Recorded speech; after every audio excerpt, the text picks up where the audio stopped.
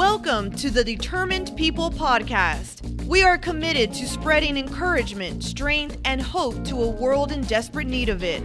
Everywhere you look in today's culture, you see stories of remarkable people experiencing remarkable success. Our show focuses on the backstories of everyday, relatable people who have achieved greatness in their lives.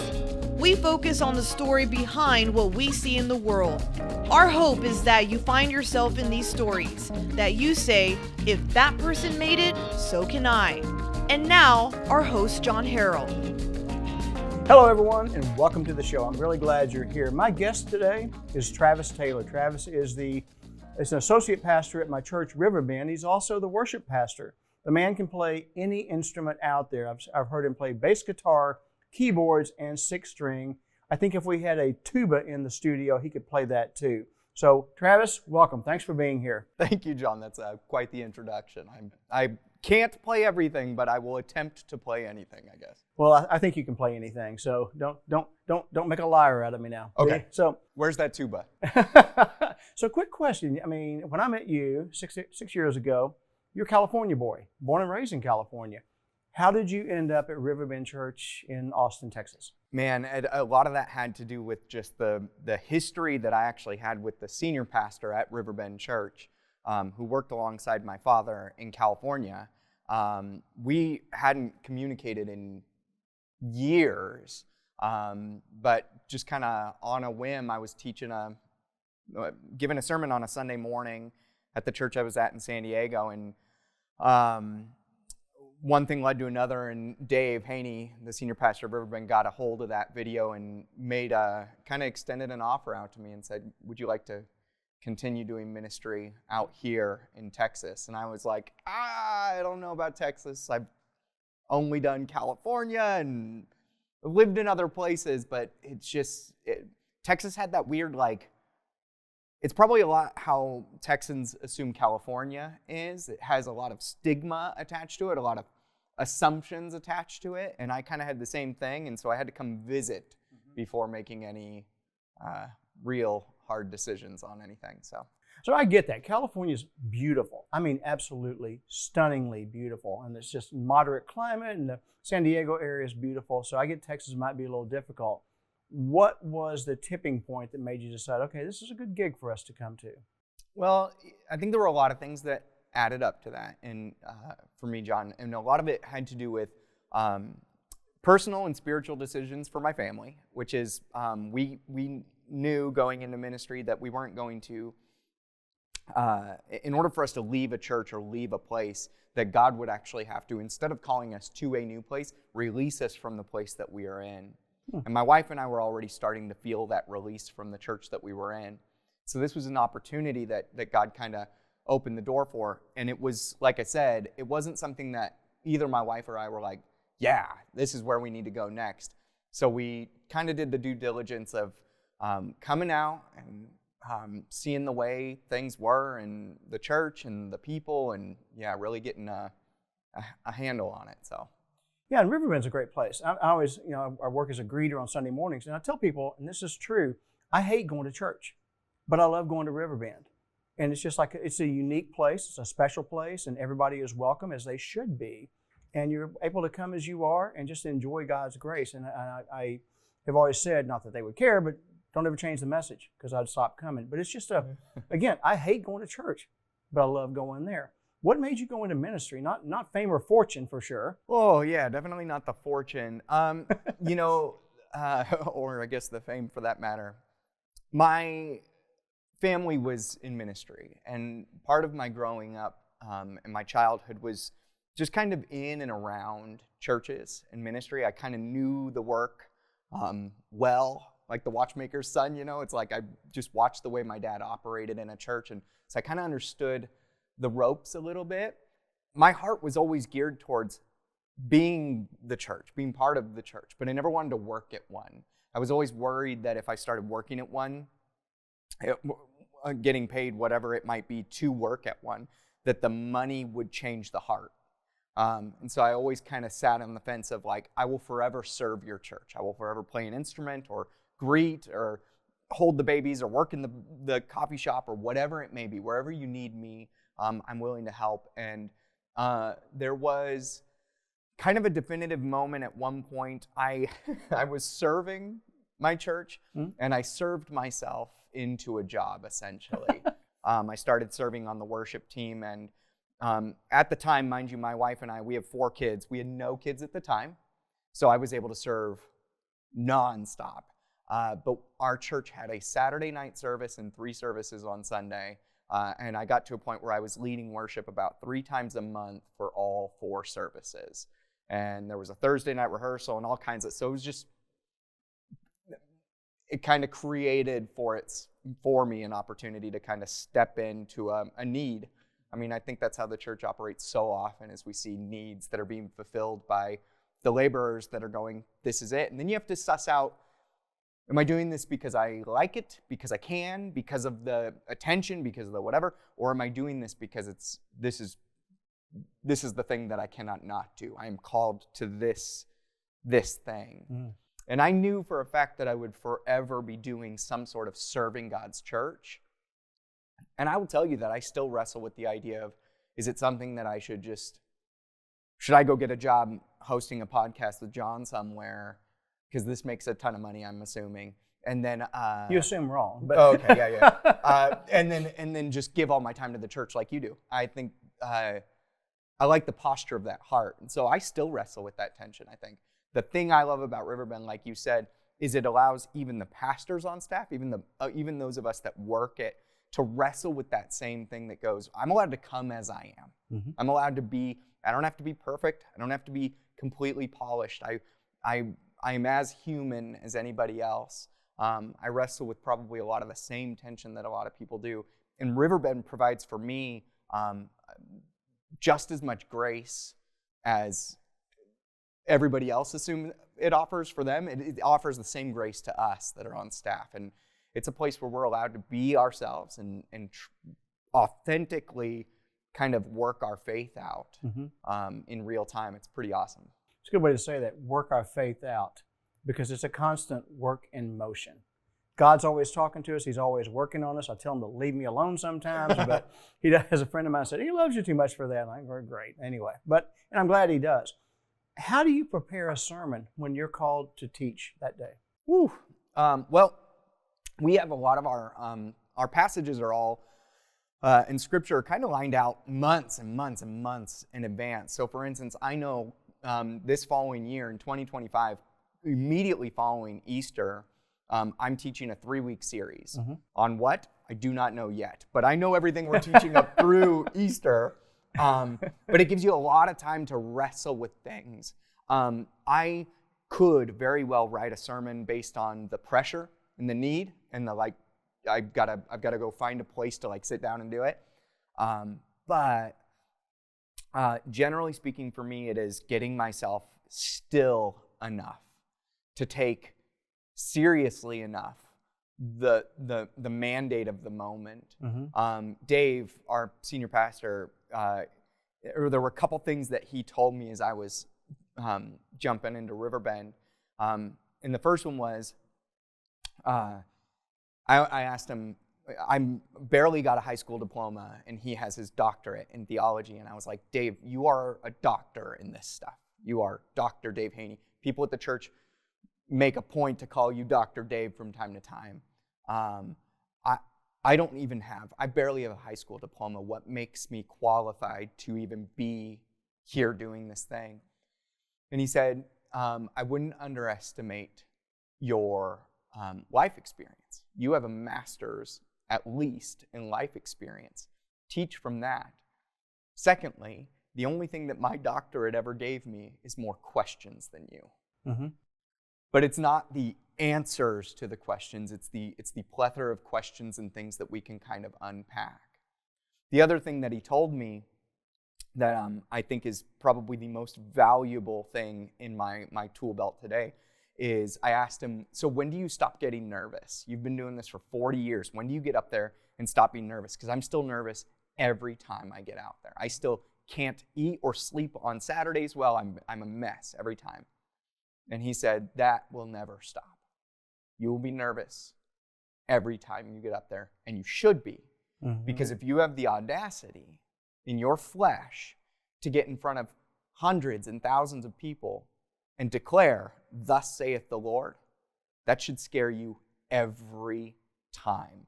As a matter of fact, if you get up there and feel comfortable doing it, that's when you probably know something's wrong. Yeah. So for me, it's finding God before I find the message. I typically will start at like a piano or with my guitar, Bible open, and just try to give God as much attention and time and energy. And I know working at a church, it seems like, well, isn't that what you do every day, all day long? But the answer is no. Just like anybody else, a job can be a job. And so the sermon part of it is it's high pressure, and it is spiritually high pressure. And to hold true to "Thus saith the Lord" and not try to cash it in or not try to say what I want people to hear so that they can feel more convicted or they can feel whatever, but to literally say, no, this is what the Word of God is for these people right now. That's my heart and my goal every time.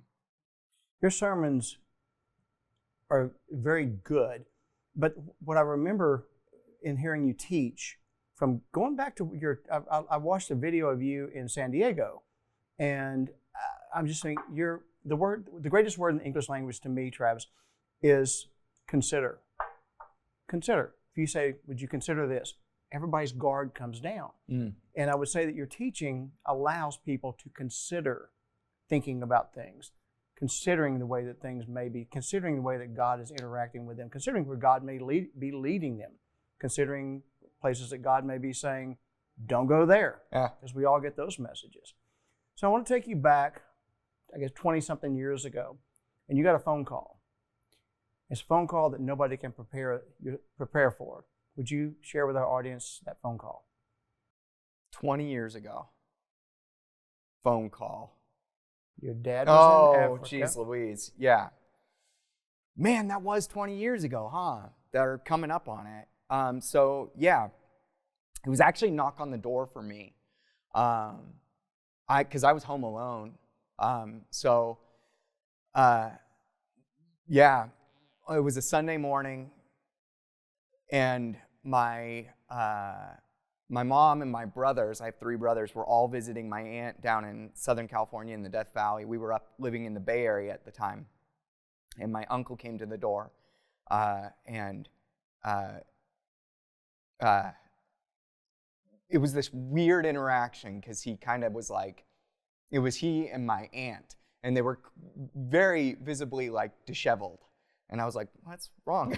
And no one's here, and the house is a mess, and I was going to clean it before Mom came home. And Dad's in Africa. My dad was in Africa, and he was, I don't even know half of what I think he was doing. I have assumptions about what he was doing. I know he took cameras with him and tapes with him and was filming a lot, and I know he had different stops in Africa and different organizations he was partnered with and talking to and working with, and I knew that there was a tug on his heart to get to Africa, to serve Africa.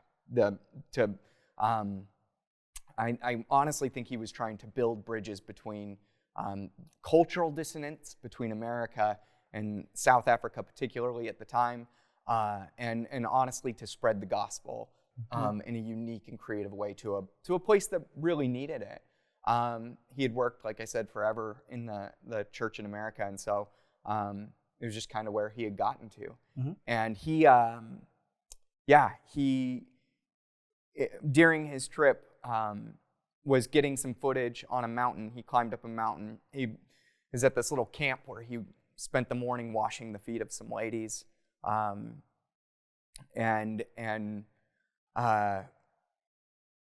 spending some time just ministering and pastoring and taking care of people that felt lesser than, is probably the safest way to say it. Some of them just unemployed, some of them the only income for their families,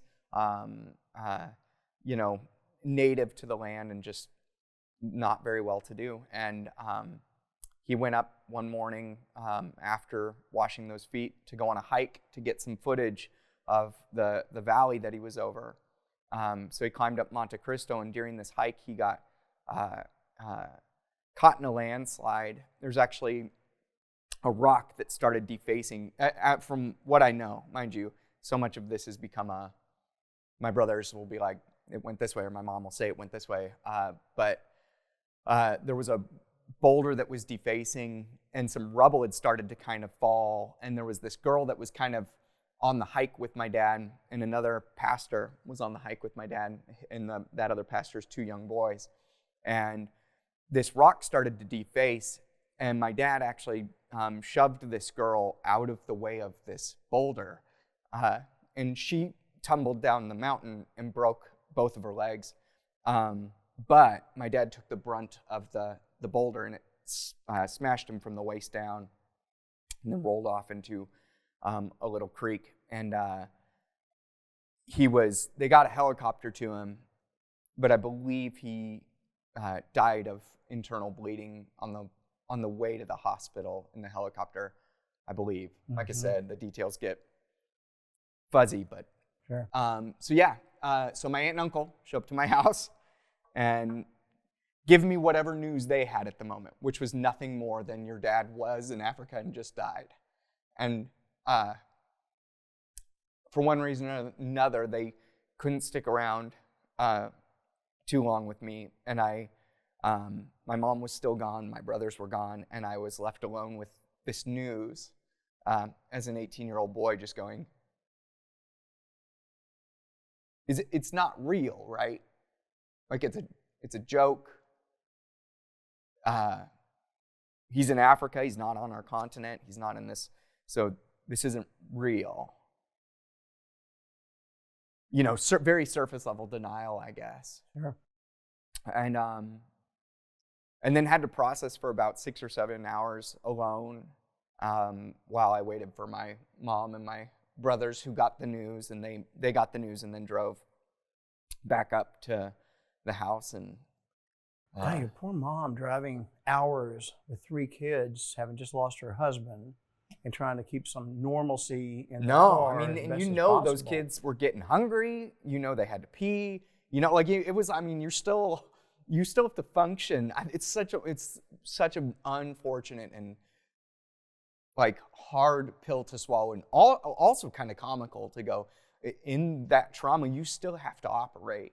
You still have to get home. You still have to put your pedal to the metal to get to your one son. You know, while the other ones need to sort it all out. I mean, my youngest brother was 11 years old at the time. Oh, wow. So it is, that's part of the master's degree in life experience that Dave was talking about. Sure, you bet. But she was operating in fight or flight. Yes. And then after the adrenaline rush, decompression comes. What was it like? Were you able to get your dad's body back?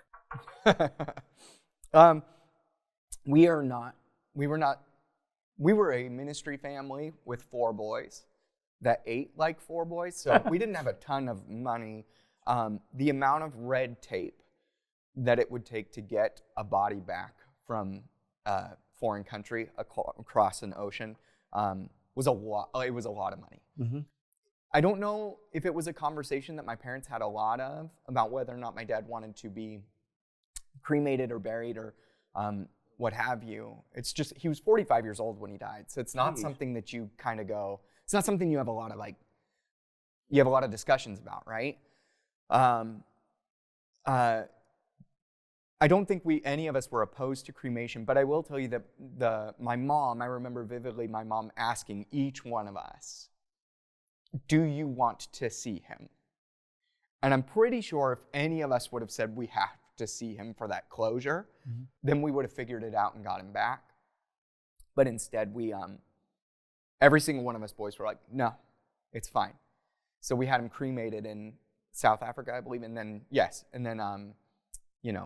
back and forth, just smuggling ashes and pillowcases and whatnot to get. Really? Sure, why not? Wow. Yeah.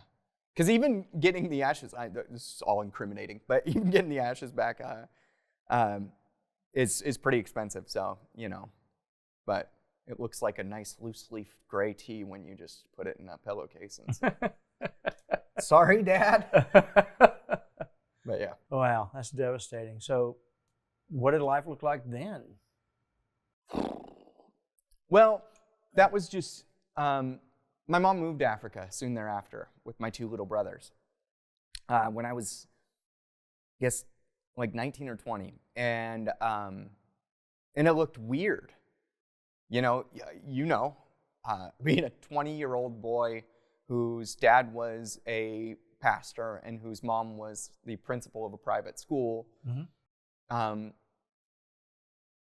have them both very intimately in your life, and then in 2 years not present physically in any way, it was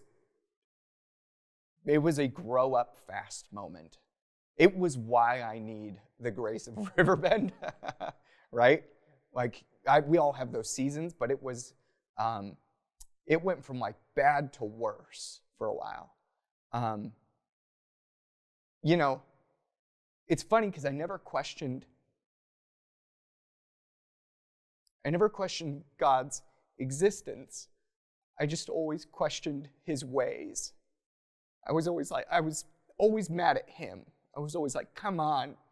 Like, if you're real, and I define you as love, but I'm having a hard time seeing love in this. And so I would wrestle with him a lot.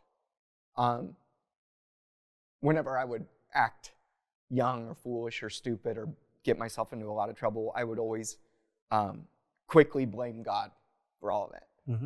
It's your fault for putting me in this circumstance in the first place, which is, I'm not going to beat my former self up. I was learning a lot. It's just anger. It's Yes. processing anger, and not necessarily in a good way.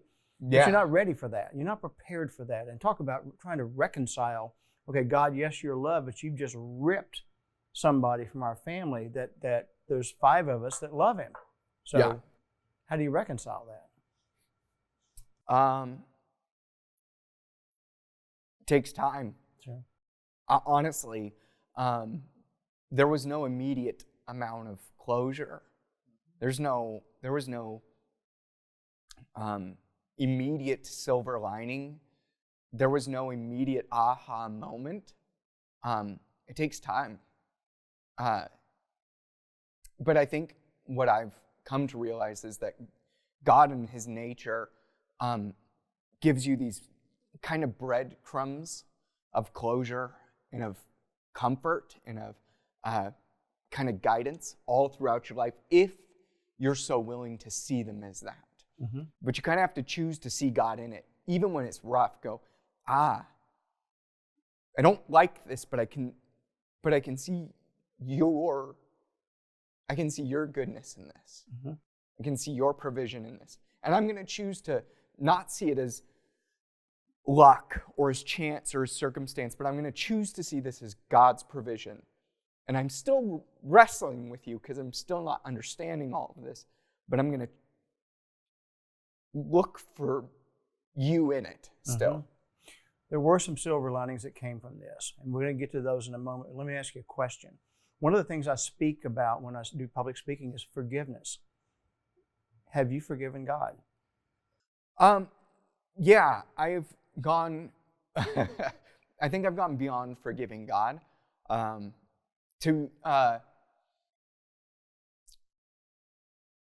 this analogy might break down because I'm just coming up with it on the top of my head, but when a child sees a burning hot stove and goes to touch it, dad can so many times say, don't touch it, don't touch it, don't touch it. There's a circumstance in which you finally get to a point where the parent may go, as a matter of fact, I'm going to let you touch this, but I know some things.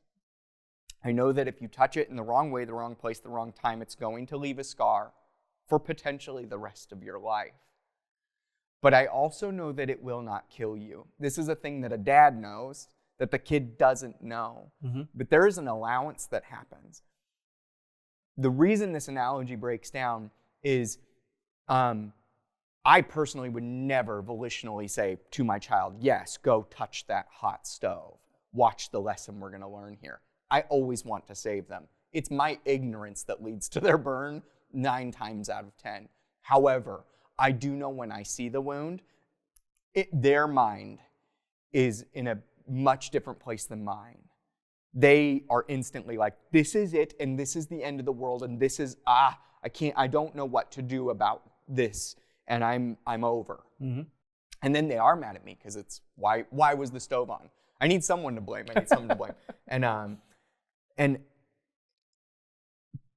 But eventually what happens is you learn. Mm-hmm.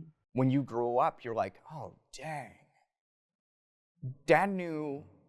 I'm actually so thankful that he was right there the entire time. And he knew. He stood there confidently. He could take all of my crap. Like, I threw everything at him. Mm-hmm. And he could take it all because he knew, I got you. I can take it. I can take this. Mm-hmm. As a matter of fact, that's literally Christ's ministry in a nutshell. He walked that walk. He's seen this. He wept with you. He knows this pain. And so we got this. This is fine. Just don't remove him from the picture. That's all I didn't do. I think because I never removed him from the picture, it got me to a place where I could be very, beyond just forgiving him, asking for forgiveness, right? Going, God, I am, thank you for getting me through that season. I apologize for the mess that I made and blamed on you, because that was never your mess. That was still my mess. So I don't need to forgive you. I need to come to you and actually repent and say, I'm so thankful that as you were allowing me to be a product of my own circumstance, that you didn't give up on me. I never considered you weren't there, but I definitely tried to give up on you plenty of times. My rebellion, right? Sure. My Genesis 3, we'll have a desire to not be around God sometimes. Yeah, sure.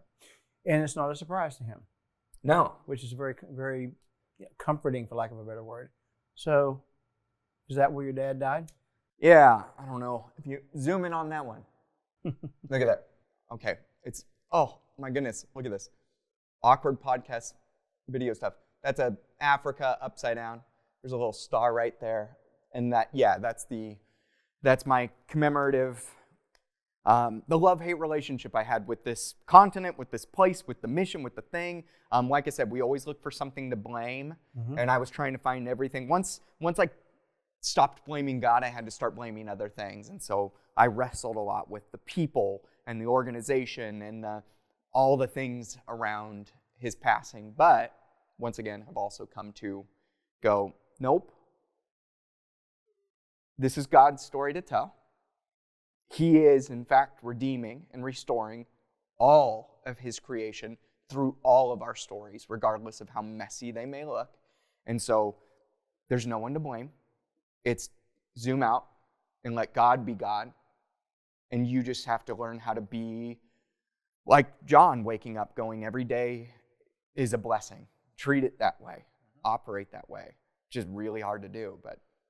So I heard you in a short that's on the Riverbend YouTube site talking about coincidence. And I love what Albert Einstein said about coincidence. He said, coincidence is God's way of remaining anonymous. And it just makes so much sense with so many things that have happened in all of our lives. Your mom met somebody and married him. But you had a little plot twist in there for you too. Tell us what happened. Yeah, so, as my mom was in South Africa, she, at some point, she always wore her wedding ring, and at some point she felt God release her from that, which I can't even, that's almost harder to talk about than even my dad's passing, is this like, you're allowed to move on. But she was allowed to, and in South Africa found herself on Facebook reconnecting with people she went to college with, and she reconnected with a guy named Mike who flew out to South Africa to see her, which is insane. I mean, that's not a cheap ticket, and you're pretty interested in someone at that point. And I'd be scared to get all the shots you got to get. And then he, long story short, he then asked her to marry him and flew his family out to the Bay Area where the boys were living, and the older boys were living. And so we met his family at that point as our parents were getting married. We became a Brady Bunch. My mom has 4 boys, and Mike has 3 daughters and a son. And our ages are all staggered. It's like we all kind of mesh, which is awesome. And it was fun for us because I was like, dude, I don't have any sisters, so this is kind of cool to finally have some sisters. I was also like in my 20s, like later 20s, and was like, I don't need to, like, it's like getting more family, and it's neither here nor there, right? You're like, they are going to live, I think that they were living in West Virginia, so it was like, they'll be out there, we're in California, whatever, is what it is. But as we were meeting them, the second oldest of his daughters, Melissa, was something else. And I was taken aback pretty quickly. Like, beyond physical attraction, I don't know if it was just the enlightenment she had through kind of her adult. We both kind of had these weird, jagged pasts that have created something, and it was like, man, I don't know what it is about that girl, but she's my sister, so we're not going to do anything about that. Also, I was engaged at the time when we met, and it turns out Melissa was also engaged at the time that we met. So I was like, the cool. plot thickens. I know, so we are good. I played piano at my mom's wedding, and Melissa came up to me at my mom's wedding and said, would you play piano for me at my wedding? Mm-hmm. And I was like, heck yeah, sounds great. When do you get married? All those things. And I started writing her wedding march and sending snippets to my mom in West Virginia. So she's living in West Virginia, that entire family, and my mom moves to West Virginia. I'm still in California doing my thing. I'm working at Apple Computers at the time, and at one point, my engagement kind of fully fizzled out and broke down, and I was like, you know what? I'm going to go see my mom. And you know what's cheaper than flying to Africa? Flying to West Virginia. Mm-hmm. So I got a ticket to West Virginia, went out to see my mom. I love my mom, spiritual mentor to this day. Just an incredible woman. And but when I was there, Melissa, the second oldest of Mike's daughters, had moved back in, and her engagement had totally fizzled and crashed, and she found herself back at home right as I was coming in to see my mom in a similar circumstance. And so Melissa and I spent 2 weeks together because my mom had a job. No one else was really around. Mike had a job, so it was just the two of us, and we were, and my younger brother Sam, we were commiserating the, life and all the things, and then at the same exact time, we just started falling in love, mm-hmm. and it didn't take long, and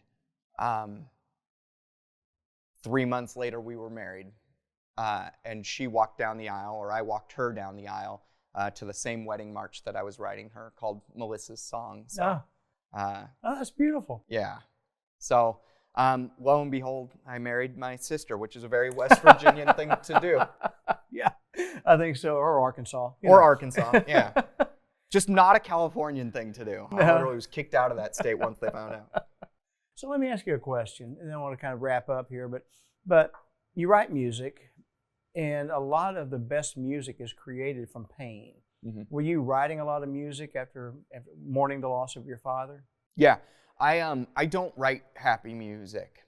I as a musician, you get inspired in all different types of ways, and there are musicians all over the place. And I will tell you, and you know this about me, it's not that I'm not a joyful person. I find myself to be a relatively happy and joyful person.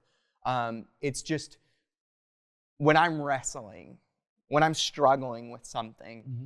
is when I need to be really kind of like alone, and my process is the piano. I sit down and I have to get it out. So a lot of times my songs that I'm writing, no one gets to hear them but me, probably my wife and maybe my brothers, my mom, family, whatever. But ultimately they're born out of a tension. And I would argue the reason a lot of times I don't release them, and I'm working on whether or not I should be releasing these, by the way, John, but the reason I don't, for the most part, is because there's an authenticity in my struggle that isn't rational. Does that make sense? Like I'm being very honest about a thing, but sometimes my songs could sound hopeless because I'm just trying to process. I would love to like go back to some of these songs and be like, and now I'm going to put Jesus in here because he is the hope. And I do believe that is true. But while I'm writing, so much of my writing is just born in the muck of the process, of the anguish, of the tension.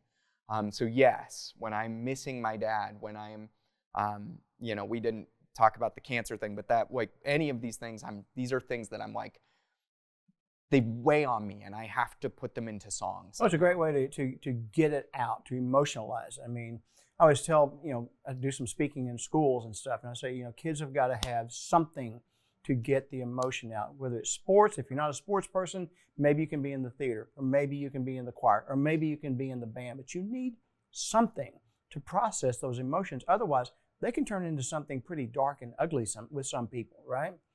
But I would encourage you to keep the writing up, especially through the anguish. But when you look at the lyrics of music, musicians get it right. And I love music because it connects us. It creates bridges with people that in this divided world we live in, we need bridges. But think about this. One of my favorite bands is the Goo Goo Dolls, right? Nobody can ever believe I like the Goo Goo Dolls, but I love their music. But one of the chorus of one of their songs is, and I don't want the world to see me, because I don't think that they'd understand. Everything's made to be broken. I just want you to know who I am. That's a cry out for, see me for who I am. These are beautiful things put into music, and people may hear the lyric and stuff, they hear the tune and hear the lyrics, and not really see it for what it is. But it's deeper, and the best writing, the best music, the best theatrical performances, the best performances on the Oscar-winning silver screen performances come from the pain. They found a way to process it that creates something absolutely awe-inspiring and beautiful. So I encourage you to keep writing. Well, thank you. Keep doing it, because you can play anything. I mean, you can play anything, man. So let me ask you one last question, and that is, two last questions. I'll take it back. Number one, being a pastor is exhausting. Amen. A very high burnout rate. What do you do to take care of yourself? After this, I'm going to Viva Day Spa with a friend, and I'm getting a deep tissue massage and a scalp treatment. And I know it sounds crazy, but yes, self-care is a really important thing. I've watched, I guess I would say I have the benefit of having been born and raised in a ministry family. Burnout and watching it all around me is something that you just see the signs of. I have the signs of it. It is, it's just not the easiest job in the world. And for me, one of the things that I'm not going to say that I have the gold standard on it, but it's just a practice that I have to do is making time for the things that matter most to me, which is my family. I believe wholeheartedly that when I pass on and I get to those big old pearly gates, I don't think God, in his job well done, my good and faithful servant, I don't think he's going to look at how many podcasts I got on. I don't think he's going to look at how many messages I taught. I don't think he's going to ask me how many songs I sang. I think he's going to look at how I loved people and how I loved him and how I reflected his love to those people, and starting first and foremost with my wife and my children, in that order. So my wife is bar none the most important thing to me on this planet. And my love, all the love that I have through Christ goes to her first. Not all the time. I'm human. I'm working on it. And then from there to our children. And honestly, there's something really holistically valuable about slowing down in that way, and just focusing on that family, just focusing on those things. It's attempting to say no to the things I need to say no to do that. This sounds amazing, and people are like, oh, that sounds so sweet. Good job, Trev. But the truth is I don't do it well. Mm-hmm. I struggle as much as anybody else saying yes to every podcast John wants me to be on, and saying yes to, all the things that just come your way. And I found myself, like, even last week, we had a babysitter 3 times in a row, like 3 nights in a row. Mm-hmm. And I was like, what are we doing? I don't want my kids to grow up going.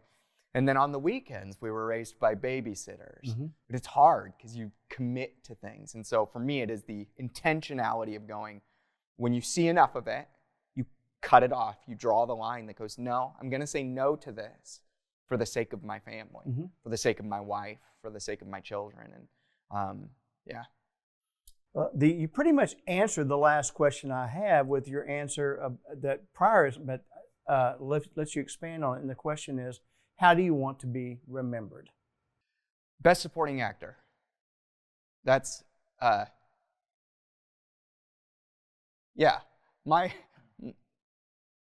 one goal in life is to help people channel that imago Dei, that God image, that thing that they bear, that gift that they've been given. I don't care what that gift is. If you are good with people, if you're good with words, if you're good with songs, if you're good with just literally opening your house so that people can have a nice place to eat, a nice place to stay, hospitality, words of affirmation, dancing, singing, you name it. Whatever your gift is, finding that gift and channeling that gift and doing it to the very best of your ability. And like, my one mission is to go, with all the love that I've found through God and through the gift of His Son, how can I come alongside you so that you can see the fullness and the fulfillment of those gifts and those things in you, so that you can live and walk with a confidence and a peace and a joy and a steadfastness that just seems effortless. Mm-hmm. That's if it doesn't have to be a book, it doesn't have to be a song, it doesn't have to be a thing. If I'm known by 12 people for having walked by their side, and hopefully 5 of those are my wife and 4 kids as we know them right now, I'll take it. Fantastic. You got your head on straight. That's great. That's great. Even when you think you may not, you do.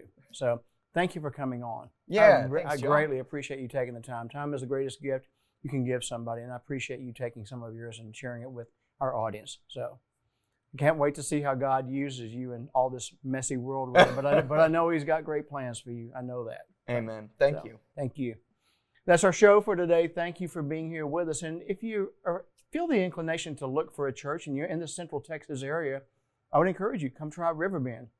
Like I say, it's perfect for a guy like me. I hate going to church, but I love going there. And I've said it for 11 years. I've been ever since I wandered in there on a Sunday morning one morning. I'm like, okay, I think I found a home. This is creative. It's fun. It's great people.